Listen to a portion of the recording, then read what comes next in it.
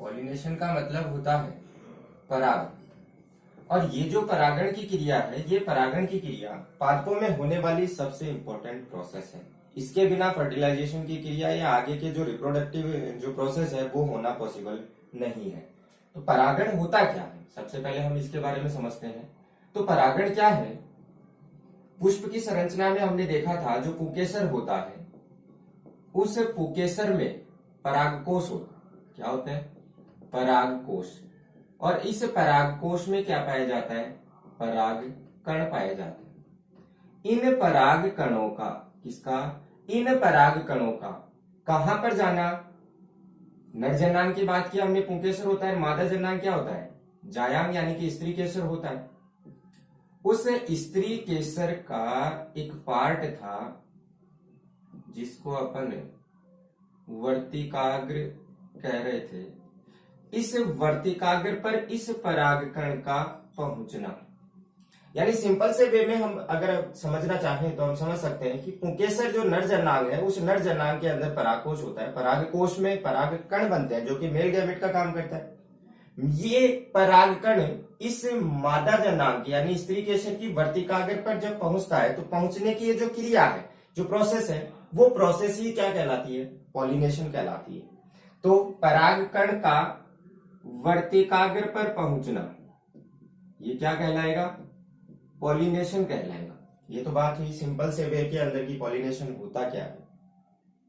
इसके बाद हम देखते हैं कि ये जो पॉलिनेशन है, इसकी टाइप्स की बात करते हैं। Types of pollination. टाइप्स की जब बात आती है तो ये टाइप्स होती हैं दो। कितने टाइप्स का होता है पॉलिनेशन? दो टाइप का होता है। एक तो होता है स्वपरागण, या जिसको अपन सेल्फ पॉलिनेशन, और दूसरे को अपन पर परागण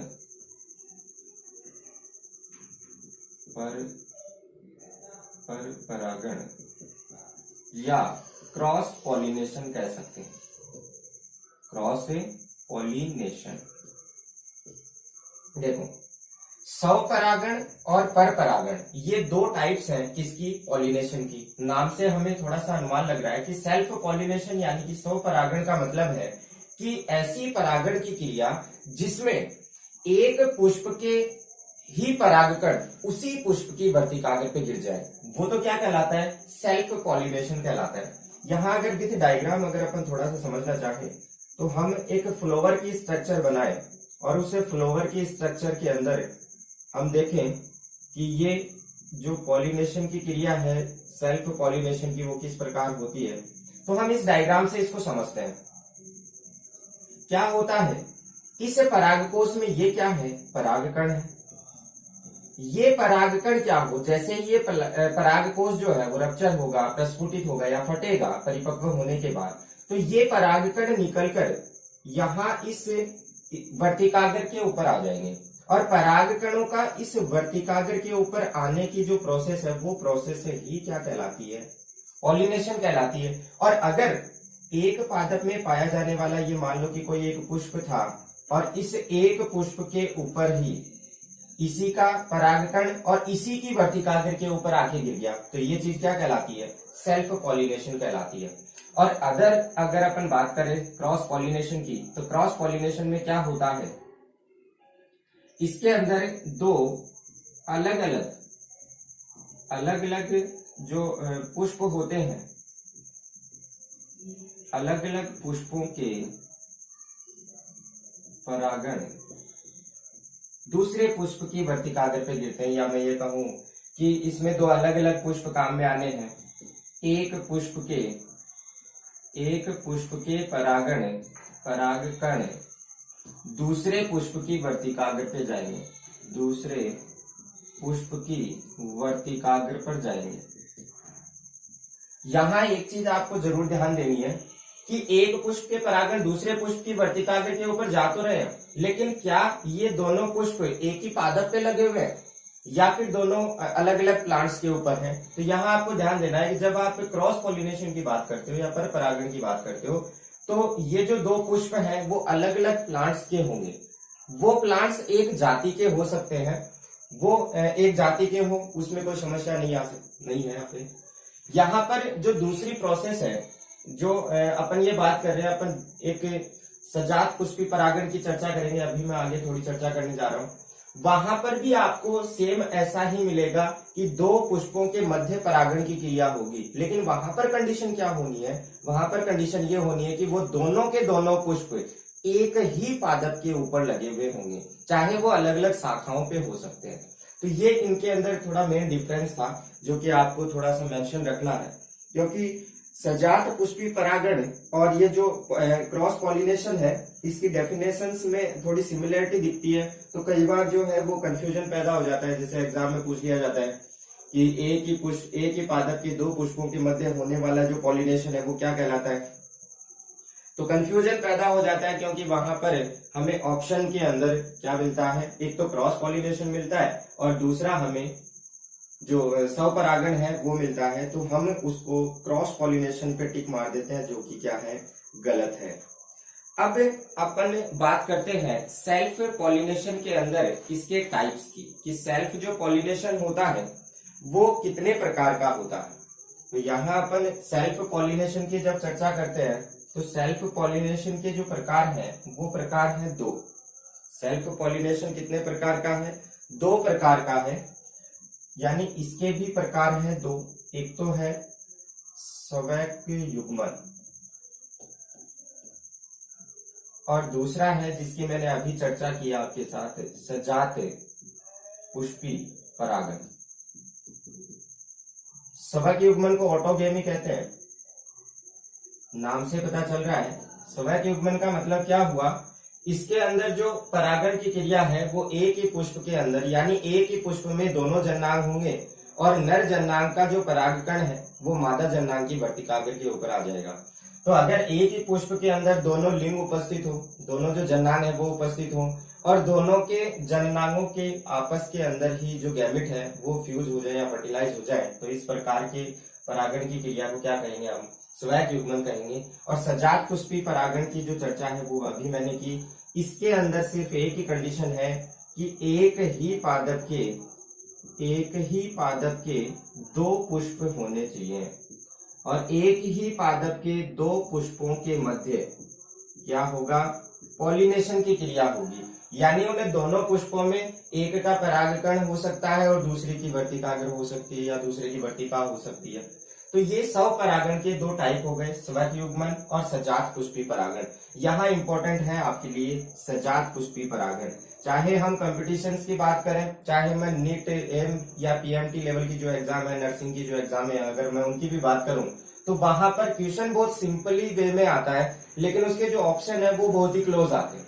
जैसे यहाँ अगर मैं क्वेश्चन पुटअप करके आपको बताऊं, तो यहाँ आप देख सकते हैं क्वेश्चन में सिर्फ इतना सा आएगा कि उस क्रिया का नाम बताओ जिसमें एक ही पादप के दो पुष्पों के मध्य पॉलिनेशन या परागण की क्रिया होती है। और वहां ऑप्शन में आपके पास मिलेगा पर परागण, सजात पुष्पी परागण, स्वपरागण या स्वैक युग्मन की क्रिया। तो वहां पर आप जैसे ही आप ये देखोगे कि दो पुष्पों के मध्य पॉलिनेशन की क्रिया, इसका मतलब अपना जो दिमाग है वो सीधा कहाँ जाता है, क्रॉस पॉलिनेशन के ऊपर जाता है। तो हमें ये चीज ध्यान रखनी है कि हमें ये ध्यान रखना है कि एक ही पादप के दो पुष्प हैं, अगर वो दोनों के दोनों पुष्प एक ही पादप के हैं तो वो सजात पुष्पी परागण होगा, और अगर अलग अलग पादप के हैं तो हम उसे क्या कह पाएंगे, क्रॉस पॉलिनेशन कह पाएंगे। इसके बाद हम बात करते हैं कि ये जो स्वपरागण है, सेल्फ जो पॉलिनेशन है, इस सेल्फ पॉलिनेशन के लिए अडेप्टेशंस क्या है, कि हम कैसे डिसाइड करें कि किस पादप में सेल्फ पॉलिनेशन होगा और किसमें क्रॉस पॉलिनेशन होगा। तो इसके लिए हमारे पास कुछ अडेप्टेशन है। तो सेल्फ पॉलिनेशन की जो अडेप्टेशन है, या मैं बात करूं कि उसकी जो अनुकूलन है, उन अनुकूलनों में सबसे पहले तो आता है कि वो जो पादप है जो स्वपरागण दर्शाएगा, उस पादप के अंदर उभय लिंगता होनी चाहिए। हम कैसे डिसाइड करेंगे कि वो पादप स्वपरागित होगा या परपरागित होगा, तो उसके लिए सबसे पहला पॉइंट है कि उभय लिंगता होनी चाहिए। उभय लिंगता से आप क्या समझते हैं? उभयलिंगता का मतलब होता है कि दोनों के दोनों लिंग एक ही पुष्प के अंदर पाए जाने चाहिए, यानी दोनों के दोनों जो जनांग है वो एक पुष्प के अंदर ही होने चाहिए। ऐसे पादप के पुष्प को क्या कहेंगे? उभयलिंगी पुष्प, या जिसको अपन द्विलिंगी पुष्प भी कहते हैं। तो उभयलिंगता का होना बहुत जरूरी है। ये पहला अनुकूलन है किसके लिए? स्वपरागण के लिए। दूसरी अगर मैं बात करूं तो दूसरी चीज होती है समकाल पक्वता। समकाल पक्वता का मतलब ये हुआ कि अगर किसी पादप में दोनों के दोनों जनांग उपस्थित हैं और उनके जो परिपक्व होने का समय है वो भी अगर समान है, तभी जब परागकोश प्रस्फुटित होगा या परागकोश जब फटेगा तो परागकण वहां से निकलकर वर्तिकाग्र पे आएंगे, और उसी समय जब परागकोश प्रस्फुटित हुआ, परागकण परिपक्व हो गए, और उसी समय अगर वर्तिकाग्र भी परिपक्व होगी, वो उस परागकण को ग्रहण करने वाली होगी, तभी पॉलिनेशन की क्रिया संभव होनी है, यानी तभी सेल्फ पॉलिनेशन हो सकता है। इसलिए समकाल पक्वता भी क्या है? स्वपरागण के लिए एक अनुकूलन है। तीसरी मैं चर्चा करता हूं कि स्वपरागण के लिए जो तीसरा अनुकूलन है वो क्लिस्टोगेमी है, अनुन्मील्यता जिसको अपन कहते हैं, इंग्लिश टर्म है इसकी क्लिस्टोगेमी। यहां देखो ये क्लिस्टोगेमी जो टर्म है साइंस की, ये क्लिस्टोगेमी टर्म जो बोर्ड के एग्जाम है उसके लिए, या मैं कहूं कि कंपटीशन की जो एग्जाम्स हैं जिसकी आप प्रिपरेशन कर रहे हो, उसमें ये शब्द आपको थोड़ा सा परेशान कर सकता है। तो इसके लिए आप थोड़े से क्लियर रहिए कि अनुन्मील्यता ही क्या है? क्लिस्टोगेमी है, और क्लिस्टोगेमी को हिंदी में क्या कहते हैं? अनुन्मील्यता कहते हैं। अनुन्मील्यता या क्लिस्टोगेमी में होता क्या है? कुछ पौधे जो होते हैं वो हमेशा के लिए क्या रहते हैं? उन पादपों का जो पुष्प होता है वो पुष्प हमेशा बंद रहते हैं। पुष्प हमेशा क्या रहेंगे? बंद रहेंगे। अगर पुष्प बंद रहेंगे तो सीधी सी बात है कि बाहर से कोई भी पॉलन ग्रेन या कोई भी परागकण उस पुष्प की वर्तिकाग्र तक नहीं पहुंच पाएगा। इसका मतलब अगर पुष्प बंद है तो क्रॉस पॉलिनेशन तो होगा नहीं। क्यों नहीं होगा? क्योंकि कारण सीधा सा है कि पुष्प क्या है? बंद है, वो कभी खुलेगा ही नहीं खुलेगा। इसका मतलब क्लियर हो गया कि ऐसे पादप जिनमें अनुन्मील्यता पाई जाती है उनके अंदर कौन सा परागण होना है? सेल्फ पॉलिनेशन होना है। तो ये जो तीन अडेप्टेशन है, ये तीन अनुकूलन है, किसके लिए? सेल्फ पॉलिनेशन के लिए। ये तीन अडेप्टेशन अगर किसी पादप में है तो हम डेफिनेटली कह सकते हैं कि उस पादप में कौन सा क्रॉस होना है? सेल्फ पॉलिनेशन होना है। इसके बाद अगर मैं बात करूं, नेक्स्ट अपने पास आता है क्रॉस पॉलिनेशन। तो क्रॉस पॉलिनेशन के लिए हम अगर इसके अडेप्टेशन की बात करें तो सबसे पहले इसे क्रॉस पॉलिनेशन के अडेप्टेशन यानी अनुकूलन की बात करते हैं। तो अनुकूलनों में सबसे पहले तो आता है इसका भिन्न काल पक्वता। भिन्न काल पक्वता देखो मैंने पहले ही बताया था आपको, दोबारा रिपीट कर रहा हूं कि बायोलॉजी सिंपल स्टेप में अगर आपको समझना है तो मैं आपको ये बता दूं कि बायो में अधिकांश जो वर्ड हैं उनके अर्थ उन्हीं के अंदर छुपे हुए होते हैं। तो यहाँ भी आप देख सकते हैं भिन्न का मतलब अलग अलग, काल का मतलब समय, पक्वता का मतलब परिपक्व होने का समय। इसका मतलब ये हुआ कि जो पादप के जननांग हैं, नर जनांग, मादा जनांग यानी परागकोश और वर्तिकाग्र या परागकण और वर्तिका की बात करें तो वो एक समय पर अगर परिपक्व होते हैं तो सेल्फ पॉलिनेशन है, और अगर उनके परिपक्व होने का समय अलग अलग है, एक पहले परिपक्व हो रहा है एक बाद में परिपक्व हो रहा है, तो वो भिन्न काल पक्वता कहलाती है। और इस भिन्न काल पक्वता के कारण उसमें कौन सा पॉलिनेशन होता है? क्रॉस पॉलिनेशन होता है। तो यहाँ ये चीज क्लियर कर ले कि भिन्न काल पक्वता क्रॉस पॉलिनेशन के लिए जिम्मेदार है और समकाल पक्वता सेल्फ पॉलिनेशन के लिए जिम्मेदार है। ये जो भिन्न काल पक्वता है, इस भिन्न काल पक्वता को अगर मैं इसकी टर्म की बात करूं तो डाइकोगेमी होती है। ये जो भिन्न काल पक्वता है ये दो प्रकार की हो सकती है। देखो जननांगों की बात हो रही है क्योंकि परिपक्व कौन होने हैं? जननांग होने हैं। तो पहला पुपूर्वता और दूसरा होता है स्त्री पूर्वता। पुपूर्वता और स्त्री पूर्वता का मतलब क्या है, इनको सिंपल से वे में अपन समझते हैं। पुपूर्वता का मतलब है यहाँ पर पहले परिपक्व कौन होगा, पुंकेसर, यानी एंथर पहले परिपक्व हो जाएंगे। और स्त्री पूर्वता में गाइनोसियम यानी कि जायांग जो है वो जायांग पहले परिपक्व होगा। देखो नाम से अपन ने इसका अर्थ निकाल लिया। पुपूर्वता के अंदर जो है वो पुंकेसर पहले परिपक्व होंगे और स्त्री केसर जो है या मादा जो जनांग वो बाद में परिपक्व होगा।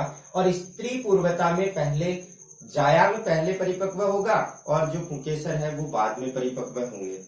अगर मैं इनके एग्जाम्पल्स की बात करूं तो इनके एग्जाम्पल्स में हम पुपूर्वता की अगर बात करें तो अपना सबसे बेस्ट जो एग्जाम्पल है वो एग्जाम्पल अपन ले सकते हैं कपास। अधिकांश अपन ने देखा भी है कपास का पादप। और अगर मैं स्त्री पूर्वता की बात करूं तो स्त्री पूर्वता के अंदर अपन एग्जाम्पल ले सकते हैं ब्रेसिकेसी, ब्रेसिकेसी कुल के पादपों की। और ये जो ब्रेसिकेसी कुल है ये आप सबको पता होगा ये सरसों का कुल होता है। ब्रेसिकेसी कुल क्या है, सरसों कुल है। ब्रेसिका कंपेस्टी सरसों का बॉटनिकल नेम है। तो ये पुपूर्वता और स्त्री पूर्वता के जो एग्जाम्पल हैं वो आपके सामने है। इसके बाद हम नेक्स्ट स्टेप पे आते हैं कि पर परागण के लिए सेकंड जो अनुकूलन है वो है एक लिंगता, यूनिसेक्सुअलिटी, एक लिंगता। एक लिंगता मतलब नाम से ही पता चल रहा है कि पुष्प के अंदर एक ही लिंग उपस्थित होगा। एक ही लिंग का मतलब यह हुआ कि या तो उसमें नर जनांग होंगे या फिर उसमें मादा जनांग होंगे। अगर एक लिंगता की अपन बात करें तो इसका एग्जाम्पल होता है लौकी।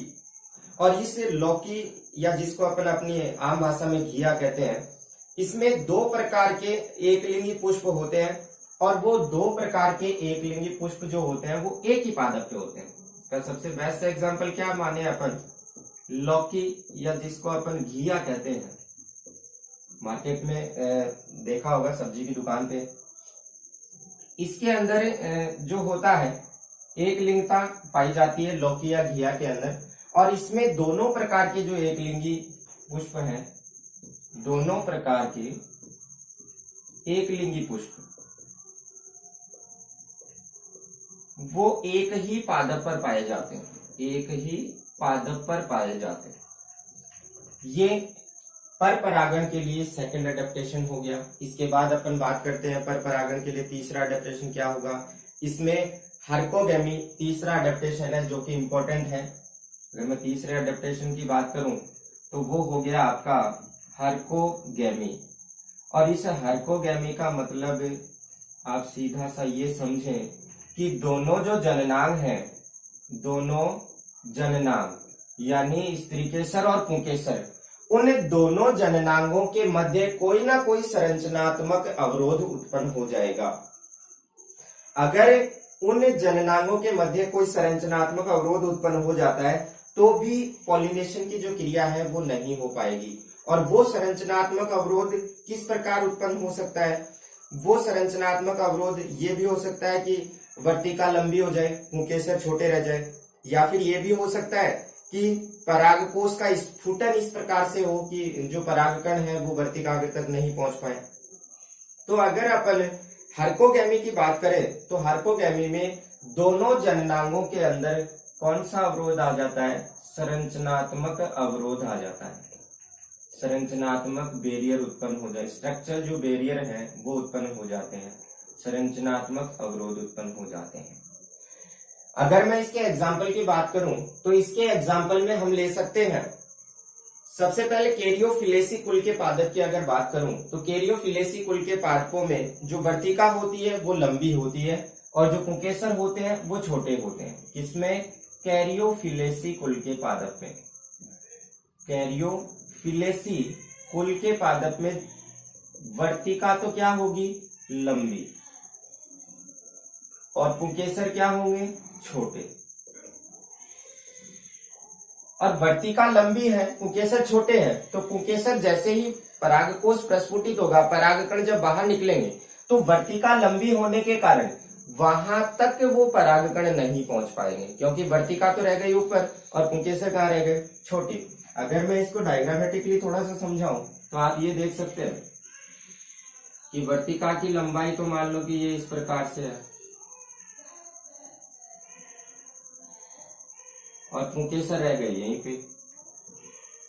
अगर इस स्थिति की मैं बात करूं तो यहां आप देख सकते हो ये जो वर्तिका है, इस वर्तिका की लंबाई तो ज्यादा है, और ये जो पराग कोश है या पुंकेसर की अगर अपन बात करें तो ये पुंकेसर की लंबाई क्या रह गई, छोटी। अब परागकण तो यहीं से रिलीज हो जाएगा, यहां से रिलीज होगा तो ये परागकण यहां नहीं पहुंच सकता, इसलिए यहां आप देख सकते हैं इनकी संरचना में अंतर आ गया। संरचना में अंतर आ गया, इसका मतलब बैरियर उत्पन्न हो गया और यहाँ पर पॉलिनेशन की क्रिया नहीं हो पाएगी। तो ये भी एक अडेप्टेशन है, किसके लिए, पर परागण के लिए। ऐसी स्थिति में स्वपरागण तो संभव नहीं है, स्वपरागण नहीं है तो इसका मतलब है कि दूसरे पुष्प के परागकण ही वर्तिकाग्र तक पहुंच पाएंगे, तो वो क्या कहलाती है, पर परागण कहलाता है। इसलिए ये पर परागण का क्या है, अडेप्टेशन है। इसके बाद नेक्स्ट आता है विषम वर्तिकात्व। विषम वर्तिकात्व का मतलब है कि इसमें वर्तिका जो है वो विषम प्रकार की होती है, हेटेरोस्टाइल होती है।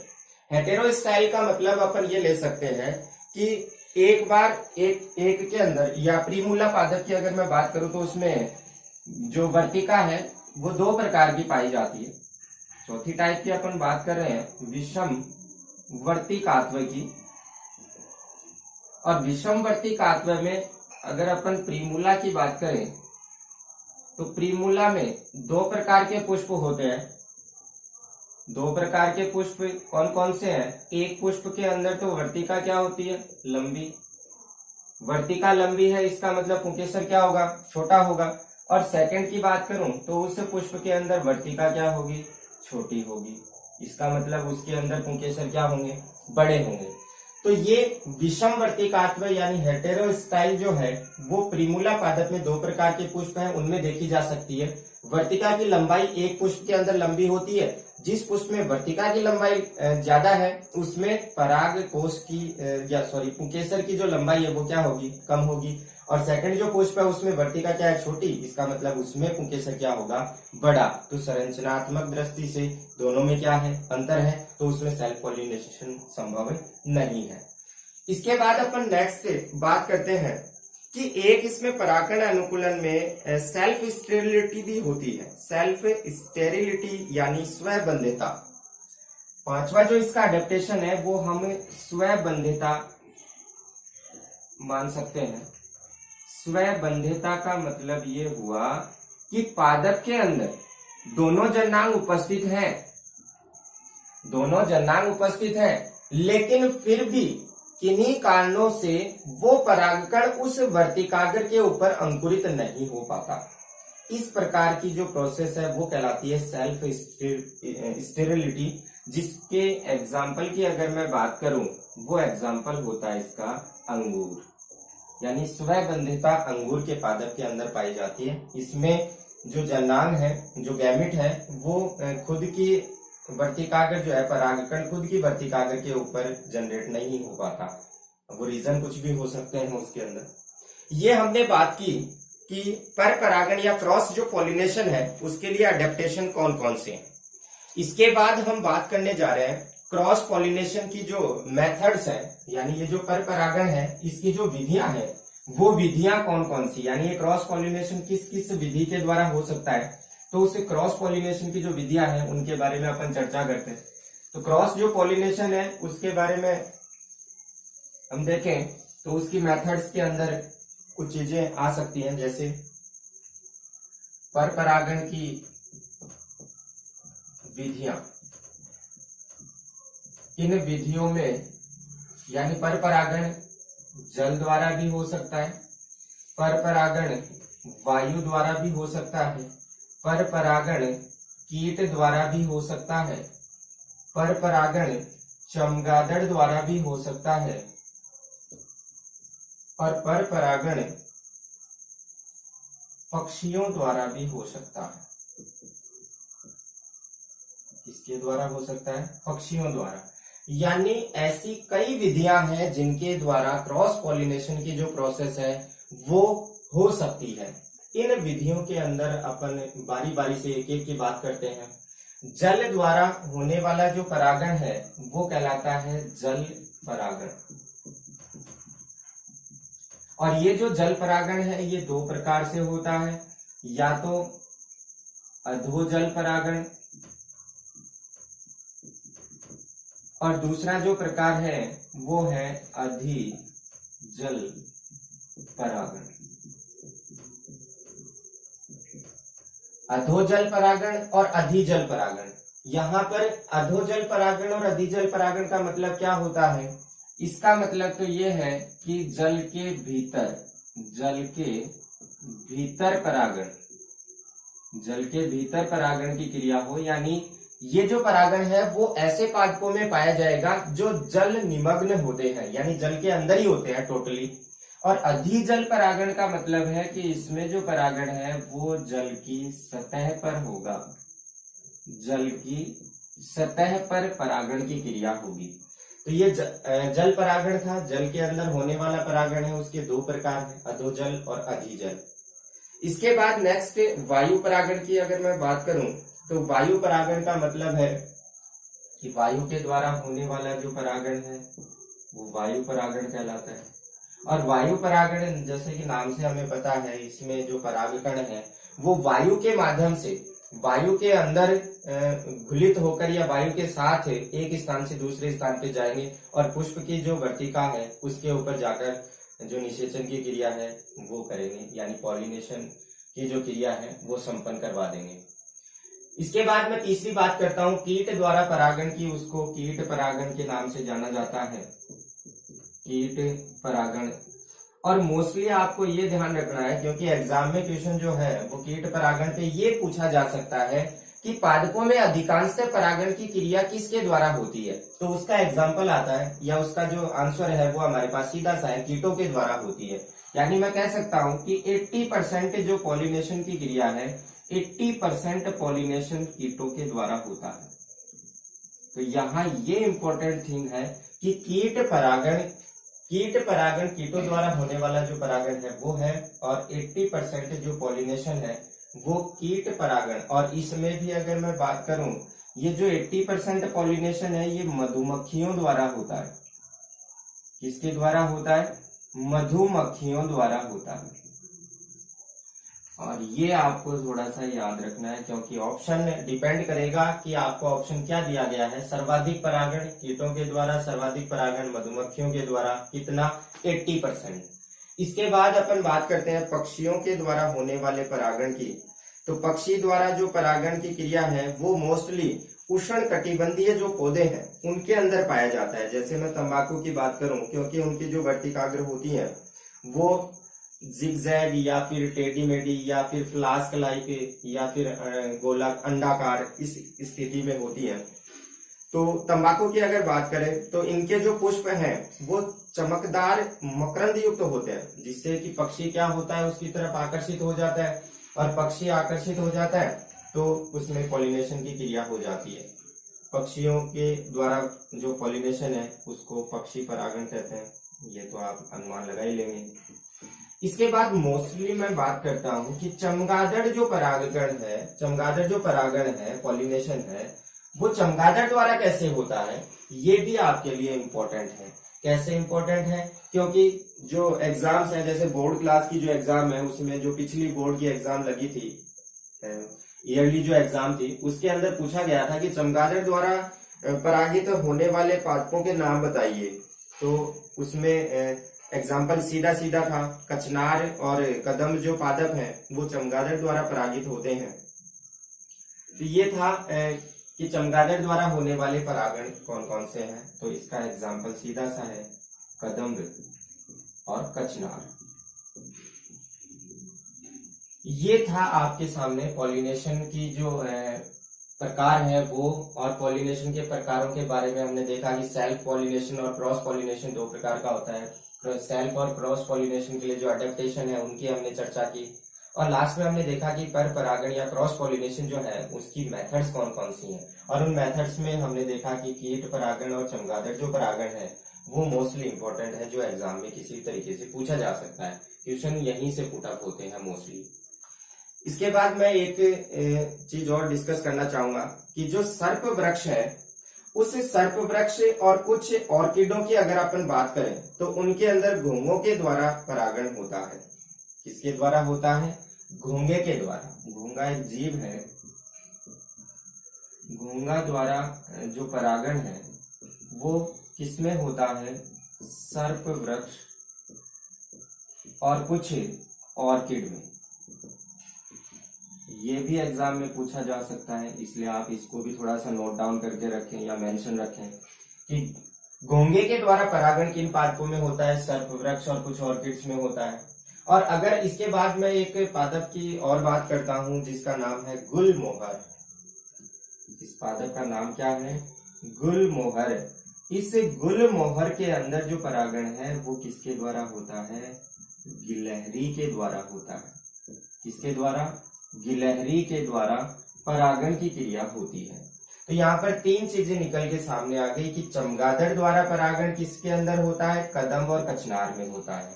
घोंघे द्वारा किस में होता है? तो घोंघे द्वारा परागण सर्प वृक्ष और कुछ ऑर्किड्स में होता है। और गुलमोहर के अंदर किसके द्वारा होता है? तो गुलमोहर के अंदर किसके द्वारा होता है? गिलहरी के द्वारा होता है। तो ये हमने आज के इस वीडियो में डिस्कस किया। इसके बाद नेक्स्ट वीडियो के अंदर अपन इसके आगे की प्रोसेस पढ़ेंगे। तब तक के लिए घर पे रहें, सुरक्षित रहें, कोविड-19 से बच के रहें। Best of luck.